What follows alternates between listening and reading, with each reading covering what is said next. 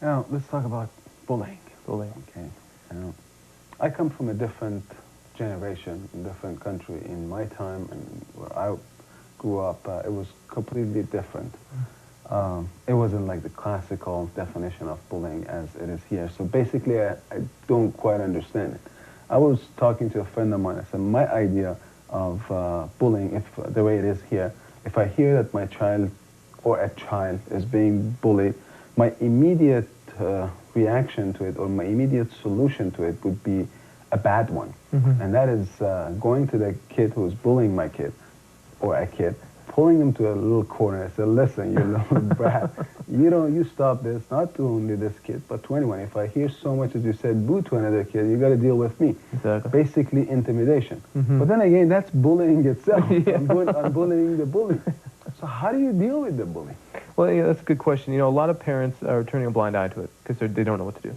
And what I find is parents, you know, if your son or daughter is being bullied, and the good way to find out is be a little more, you know, in touch with what's going on in school, right? Talk to the teachers, talk to the counselors, talk to the principal, and talk to your son or daughter. Most importantly, right now, the level of communication is very, very little between parents and their child, right? And when I talk to parents through my public speaking, I tell them, you know, kind of step out of the parent role for a sec, kind of get onto the family level, and not just technically family, but the friend level. Because a lot of the youth that I've interviewed, really, that's a common answer. It's like, I wish my parents would just talk to me as not a parent, you know? And so they're really crying out right now for that friend, you know? And because, you know, even friends at school, they maybe turn their back on them, and they don't trust them, and they have trust issues, and that makes things even worse.